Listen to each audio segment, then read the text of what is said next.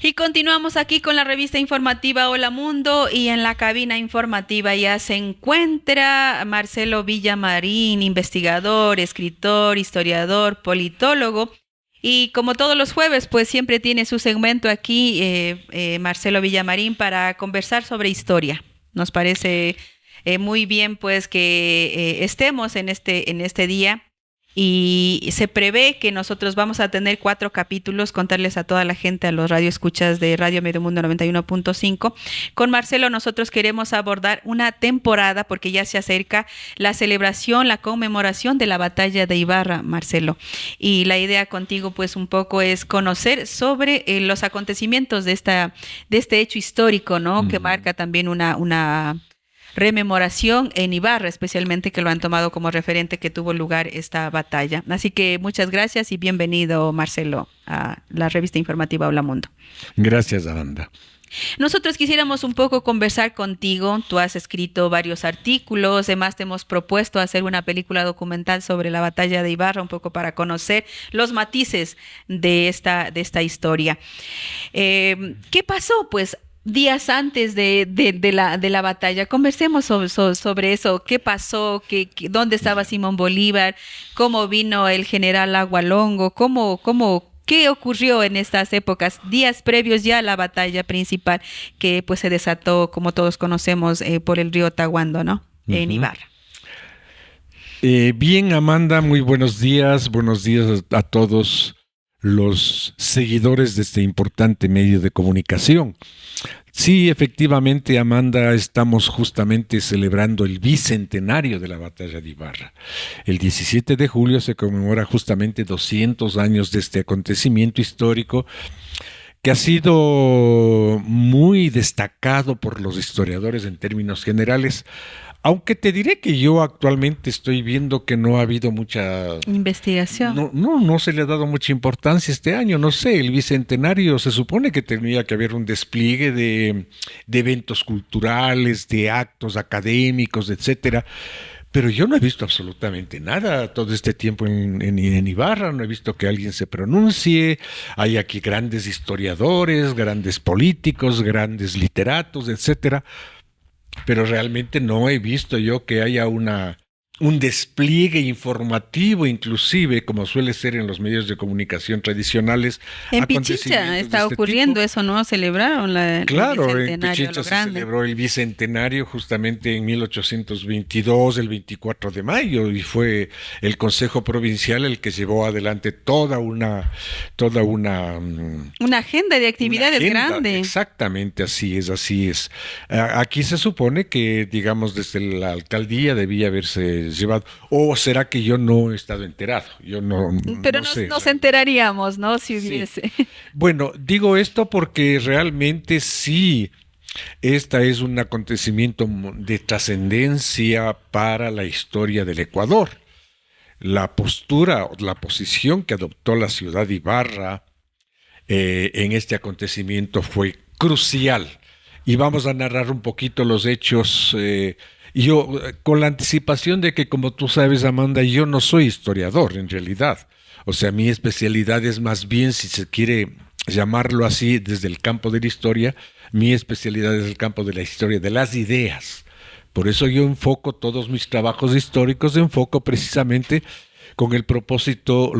con el propósito de encontrar cuáles fueron las motivaciones intelectuales, ideológicas, etcétera, que motivaron o que permitieron que se realicen determinados acontecimientos. Entonces, en este caso, justamente lo que me interesaba era eso, o sea, ¿qué ideas están detrás de estos hechos? Porque no hay hecho, no hay acontecimiento histórico, no hay absolutamente ninguna acción que se lleve adelante por parte de los sujetos sociales, sobre todo cuando se trata de la sociedad, de los cambios, etcétera, que no esté precedido de una ideología, de un ideario, sea consciente o sea inconsciente. ¿Y qué ideario estaba gestándose en esa época? El de la independencia. Ya, perfectamente, pero sí. Ampliémosle. Exactamente. Bueno, se trataba de promover la independencia. Y sobre esto algún rato vamos a trabajar también, porque yo igualmente escribí una serie de artículos sobre el pensamiento emancipador de 1809. Y sobre eso hay algunas cuestiones que tengo mis puntos de vista. Sería bastante largo, así que eso lo dejamos para otra ocasión. Ok. Ahora nos vamos a centrar en esto, en estos acontecimientos, para tratar de identificar unas 2 o 3 ideas que estaban subyaciendo en estos hechos históricos, ¿no? Comencemos un poco por los hechos como tales, una vez aclarado que no soy historiador y que los señores historiadores profesionales me corrijan si me equivoco. Digamos lo que todo el mundo conoce. El 24 de mayo de 1822 se produjo la batalla de Pichincha, con lo cual se selló prácticamente la independencia del departamento del sur de la Gran Colombia. En aquel entonces estaba ese tipo de división territorial. Simón Bolívar y todos los próceres de la independencia se aprestaban a la construcción del nuevo Estado que en 1830, de departamento de Quito, por esos azares del destino que algún momento Sí. también hemos de Sí, debemos conversar que se llama Ecuador. se llama Ecuador, imagínate. Debería llamarse tú. Quito, ¿no? Por supuesto que sí, pero los intereses económicos, políticos, ideológicos, etcétera, las pugnas internas determinaron eso. Entre paréntesis, simplemente hasta donde yo conozco, y dicen los historiadores, que fue una transacción hábil entre la oligarquía costeña y la oligarquía serrana, para no llamarle a lo que hoy es el Ecuador Quito, y llamarle con un nombre que no ofenda ni a unos ni a otros, ni Guayaquil, ni Quito, ni Cuenca, llamarle Ecuador. Es decir, tomaron ahí el nombre de la línea ecuatorial y le pusieron Ecuador. Bueno, antes de que eso ocurra, el 24 de mayo, se produjo la batalla de Pichincha, con lo cual quedaba sellada la independencia del departamento del sur. Sin embargo, quedaron focos de resistencia y una gran hostilidad de parte de algunos sectores, específicamente el caso de lo que hoy constituye la ciudad y la provincia de Pasto en Colombia, en el sur de Colombia, y de alguna manera diríamos pues que también llegó hasta la provincia del Carchi. Es decir, toda esa zona, como tú sabes perfectamente, ha sido conocida con el nombre de Pastuzos por la yo digo que por la etnia, ¿no? De los pastos. Claro, este gentilicio viene dado por que son originarios de los Pastos y Guillacingas, que son pueblos originarios del sur de Colombia, que tuvieron una presencia significativa en este sector, y por lo tanto hay algunos historiadores que prefieren utilizar el término pasteño, porque en algunos casos el término pastuso ha sido considerado de una manera bastante peyorativa. Y aquí yo quiero usar el término pastuso realmente, pero en su acepción positiva, porque es positiva la postura. ¿Con qué se identifica el pastuso? Nuestros amigos, nuestros hermanos pastuzos de la provincia del Carchi, ¿con qué se identifica? Con la valentía, con la rebeldía, o sea, con ese espíritu de resistencia frente a la opresión. Esos son los pastuzos, ¿no? Gente brava. Así es como se le ha conocido aquí, y cuando yo utilice eventualmente el término pastuso, se referiría en ese sentido, ¿no? O sea, gente brava, los pastos son gente brava, los carchenses son gente brava, o sea, los carchenses no hay como tampoco... Con el carchi no se juega. Por liebre, exacto, con el carchi no se juega, así suelen decir, ¿no? Entonces, salvado esto... Digamos que en todo este sector, esta zona de Pasto, los pastuzos en definitiva se opusieron a la independencia. ¿Y por qué razón? Pasto y el sector norte del Ecuador y sur de Colombia ha sido considerado tradicionalmente como un sector muy conservador, profundamente conservador, muy católico, muy legado a la Iglesia Católica, y por lo tanto... ¿Y a qué se debe aquello? En aquel entonces muy ligado al rey Fernando VII, ¿no? O sea, una adhesión incondicional al rey. Bueno, las explicaciones sobre esto podrían ser variadas, ¿no? Yo algún momento voy a ensayar una explicación más adelantito, ¿no? Pero por ahora digamos que el hecho fundamental es que los pastusos se opusieron a la independencia y mantuvieron una actitud hostil a las Contra la nuevas independencia. autoridades, ¿ya? Y no solamente eso, sino que apareció de pronto, digamos, no es que apareció de pronto, o sea, lo que ocurre es que allí, dentro del ejército realista, se enroló, en las filas del ejército realista se enroló desde temprana edad un personaje indígena descendiente de los pastos que se llamó Ahualongo. Agustín Ahualongo. Un indígena que ahora constituye, digamos, una celebridad dentro de la ciudad de Pasto. Y este indígena, por su bravura, por su entrega, etcétera, etcétera, a la causa contraindependentista, llamémoslo así, a la causa monárquica y a la causa de la Iglesia Católica, fue ascendiendo progresivamente hasta llegar a coronel. Cuando fue coronel ocurren estos acontecimientos que estamos narrando en 1823, después de la batalla de Pichincha. Entonces, Ahualongo, después de una serie de actos de resistencia armada, incluso la formación de guerra de guerrillas que hizo primero el coronel Boves, que era el jefe máximo, el comandante en jefe, digamos, del ejército español. El ejército realista. Del ejército realista, ¿no es cierto? Después de él asumió el mando el coronel Agustín Ahualongo, fue ascendido a coronel. Y es este coronel Agustín Ahualongo el que ejerce un gran liderazgo en la zona y frente a al establecimiento de los patriotas ya como gobierno, como autoridad, se rebela y reúne aproximadamente unos 1.500 hombres que venían de los sectores populares fundamentalmente y de los sectores campesinos y arma el ejército para la resistencia. Pero el propósito de Ahualongo no solo era resistir. Llegó un momento en que con sus 1.500 hombres él quiso avanzar hacia el sur, hacia la reconquista de Quito, e inclusive iba más allá. Él quería avanzar hacia el sur para recuperar los territorios perdidos para el rey, y recuperarlos en definitiva para la corona. Ese era el proyecto. ¿Y cuál crees que político. pudo haber sido su motivación en el marco, en ese escenario político? La motivación más fuerte de él era precisamente su profunda fe religiosa y su adhesión al rey Fernando VII. Es una cosa muy curiosa. Curioso, ¿no? Sobre esto yo he trabajado algunas cuestiones, estoy investigando un poco, porque fíjate que las más grandes, es raro, ¿no? Agustín Ahualongo, ¿no?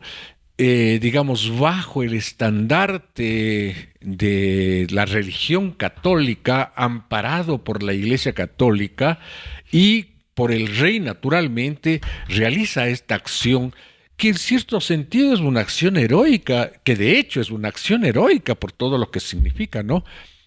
En defensa del rey y de la Iglesia Católica. Pero fíjate que una cosa curiosa ocurre en sentido contrario, por ejemplo, en el caso de México.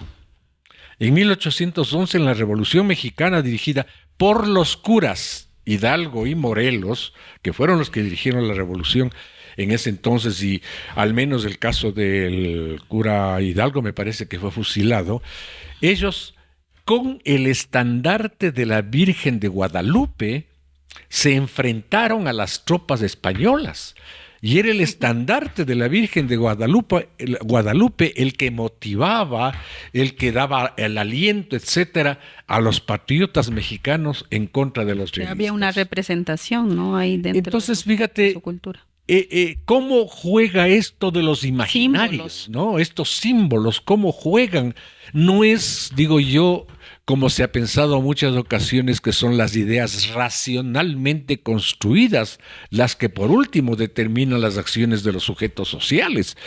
O sea, hay otros elementos que están jugando allí y que están movilizando fuertemente a los sujetos sociales para la realización de acciones, sobre todo acciones de ¿Y cambio. crees que la independencia en esa época, Bolívar y los líderes de la independencia estaban como liderando una casta, un grupo económico y no se sentían como reconocidos y querían mejor seguir con la corona española? Bueno, ¿Cómo le, había varios qué sectores. investigaciones se realizaron Había acerca varios de aquello? sectores. Un sector indudablemente estaba profundamente aliado a la monarquía, puesto que tenía intereses que defender, por ejemplo, ciertos sectores de la burocracia, de los criollos que habían ascendido a puestos burocráticos, indudablemente no querían que se dé ningún tipo de transformación. Había otro sector de los intelectuales, por ejemplo, ¿no? Los intelectuales más bien que habían venido forjándose desde la escuela de Eugenio Espejo alrededor de la tercera, después de la segunda mitad del siglo XVIII, con diversas actividades que realizaron en la Escuela de la Concordia, etcétera. Ujú. Estos herederos del pensamiento de Eugenio Espejo eran intelectuales cuya motivación más fuerte era justamente el acceso a los espacios de poder del Estado que se les había negado. Ellos Así como es. criollos se sentían ya como un Relegados. sujeto social, como un sujeto político que tenía derecho a acceder al A la manejo del administración, Estado, claro. a la administración pública, etcétera, y les había sido negado. Naturalmente dentro de ellos había también quienes estaban muy ligados, digamos que estaban ocupando algunos cargos públicos, ¿no? Pero en general la intelectualidad, sobre todo la intelectualidad quiteña, estaba en esto. Dentro de esta intelectualidad había sectores que no, digamos, cuyo interés no era propiamente el reivindicar sus puestos dentro del Estado, dentro de la burocracia, sino que realmente tenían una profunda convicción De de la independencia. necesidad de la independencia y aparte de eso, los próceres como Quiroga, Morales, etcétera, ellos fueron formados en la universidad, en la escuela Tomás. que se denomina la Escuela de Salamanca, que vino acá y que dio, digamos, uno de los discípulos de un famoso jesuita, Francisco Suárez, fueron docentes en la Universidad de Santo Tomás, que luego se convirtió en la Universidad Central del Ecuador, ¿ya? Y estos intelectuales en realidad tenían profundas ideas democráticas porque se habían formado en la esa Escuela de línea de Salamanca, pensamiento. en esta línea de pensamiento de Francisco Suárez. Entonces, fíjate que habían muchos sectores, por supuesto están, de hecho, los exportadores, que eran los que más les interesaba romper con la corona, están los terratenientes, en el caso de Juan Pío Montúfar, digamos, prócer de la independencia, era un terrateniente que a medias le interesaba y a medias no le interesaba el asunto porque tenía sus Sus intereses, haciendas pues, iban a y ser tenía afectados. sus intereses muy concretos y jugaba dentro de eso. Entonces había muchos sectores y claro, estaban los sectores indígenas que fíjate que ahí también es un fenómeno bien extraño. Sí, ¿qué papel jugaban ahí los indígenas? ¿Había como sujeto social empoderado o era qué tipo de... Era una cosa bastante amorfa. Por ejemplo, hubo levantamientos indígenas durante toda la colonia y que era lo que buscaba la reivindicación sobre todo, digamos, la oposición a los tributos, que era una de las cuestiones fundamentales de la colonia, ¿no? La oposición a los tributos.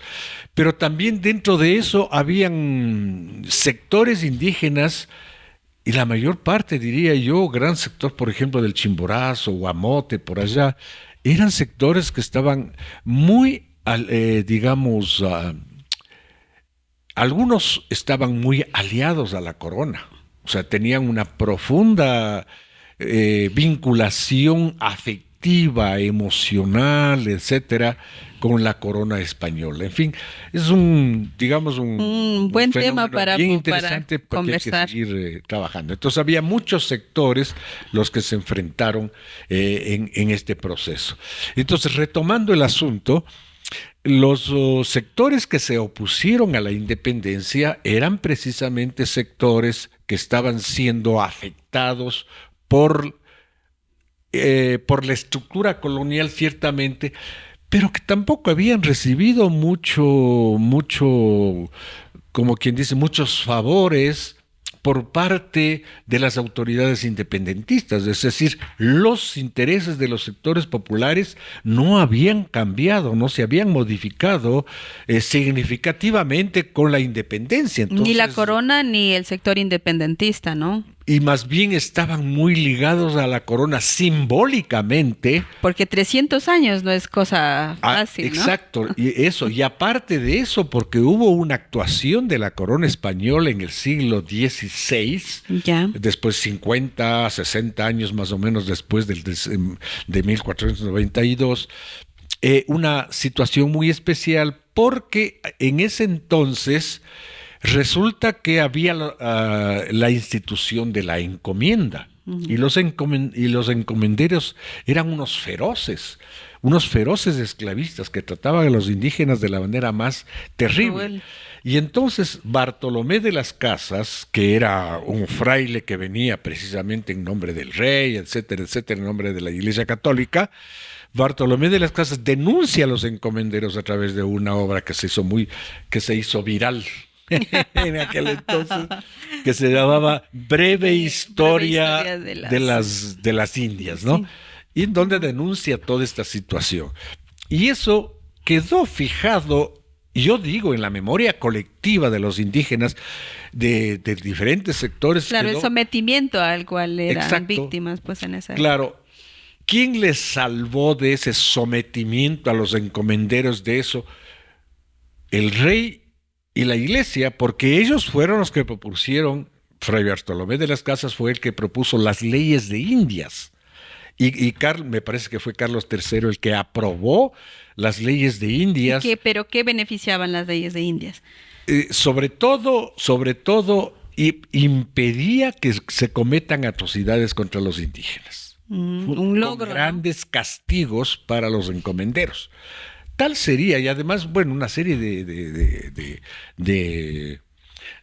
beneficios para los indígenas en definitiva, a tal punto que Gonzalo Pizarro, que era el principal encomendero, se rebeló contra el rey. Claro. Y hubo 10 años de guerra de los encomenderos, sí. Las encomiendas. Finalmente, Gonzalo Pizarro fue colgado de lo la mataron. horca. Lo mataron porque, claro, los que estaban defendiendo al rey, al monarca, etcétera, bajo las órdenes del monarca, ganaron esa guerra y naturalmente le mandaron a la horca. Entonces, este fenómeno un poco se introduce en la digamos, digo yo, en la memoria colectiva, ¿no es cierto? Quedó mucho en el pueblo pasto, ¿no? De decir, o sea, el rey hizo cosas también significativas y la independencia quizá no me propone muchas cosas y yo voy a defender a como dé lugar. Quizá sea como una motivación, como tú dices, ¿no? Histórica. Apasionante el tema. Un símbolo, para ellos era todo un símbolo que se expresaba a través en esta unidad, en esta simbiosis entre el monarca, la Iglesia Católica, con todos sus santos, sus símbolos, etcétera. Es decir, había una asociación absoluta. Fernando VII, en el caso de México, por ejemplo, la Virgen de Guadalupe, en el caso del Ecuador, a ver, ¿qué tendríamos en ese entonces? No sé cuál virgencita sea aquí, no sé. Sagradito. Los símbolos allá en México son mucho más fuertes que acá. En fin, todo esto en la conciencia, en el subconsciente colectivo que llama Jung, ¿no es cierto? En el inconsciente colectivo se fue formando y haciendo, digamos, una estructura psíquica, diría yo, no solamente mental, sino una estructura psíquica que realmente impulsaba para que estos sectores se opusieran más bien a sus libertadores, cuando debería, desde nuestro punto de vista, ser todo lo contrario. Y todavía continúa, yo pienso así, porque yo veo que los sectores indígenas no se han sentido reconocidos en esta independencia, porque ellos dicen igual, pasamos de un yugo a otro, ¿no? Por eso el éxito, por ejemplo, entre paréntesis, de Monseñor Leonidas Proaño, porque él era un revolucionario, un reformador, pero ¿sobre la base de qué? De la iglesia. De la religión.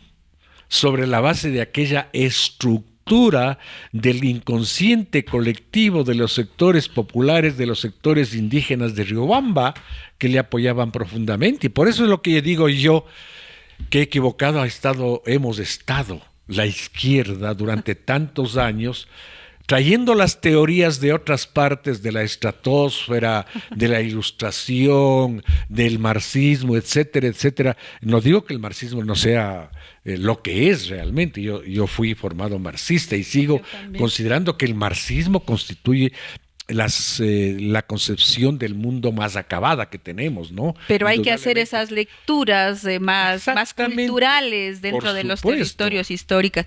Qué tenaz, o sea, veo estos acontecimientos, esta lectura amplia que tú haces como el antecedente histórico para esta batalla. Así es. Porque nosotros decimos, ¿cómo puede ser pues que Agustín de Agualongo pues sea una persona que siendo de origen indígena esté en contra de la emancipación? Qué bueno. Nos quedamos con el capítulo 1. ¿Qué pasará? ¿Continuará? ¿Qué pasó en la lucha en la que participó también Bolívar? Tú decías que Bolívar estaba por acá. ¿Cómo dio la batalla? Así que vamos a continuar el próximo jueves. Les dejamos ahí porque son las 9 de la mañana, pues vamos a continuar. ¿Qué vamos a hablar el próximo capítulo ya? Haciendo un avance. Bueno, el próximo capítulo, hablemos un poco, si tú quieres, de las medidas adoptadas por los patriotas, digamos, con la independencia y comparemos qué es lo que pasó. Porque es que la gente igualmente, pues, un poco se mantuvo neutral en gran parte. En este acontecimiento. Y en otra parte, pues, con una fuerte oposición. ¿Por qué? ¿Qué pasó? ¿Qué pasó? O sea, y luego para entrar un poco también en las ideas de Simón Bolívar. Claro, las ideas de Simón Bolívar y ya el hecho de la batalla mismo que estaríamos en el 17 de julio. Claro. Buenísimo. Sí. Muchísimas gracias a los queridos amigos y amigas que siempre nos escuchan pues en la revista informativa Hola Mundo. Hemos estado aquí conversando con Marcelo Villamarín, investigador, politólogo, de todo. Él dice que no es historiador, pero yo le veo como un historiador de otra línea de hacer la historia, ¿no? Entonces, pues muchísimas gracias, Marcelo, y será hasta el próximo día jueves. Y conmigo hasta el día de mañana, viernes de Cultura. Muchas gracias. Muchas gracias, Amanda. Gracias a todo el público y esperemos continuar con un diálogo fecundo en torno a estos importantes acontecimientos. Gracias, Amanda.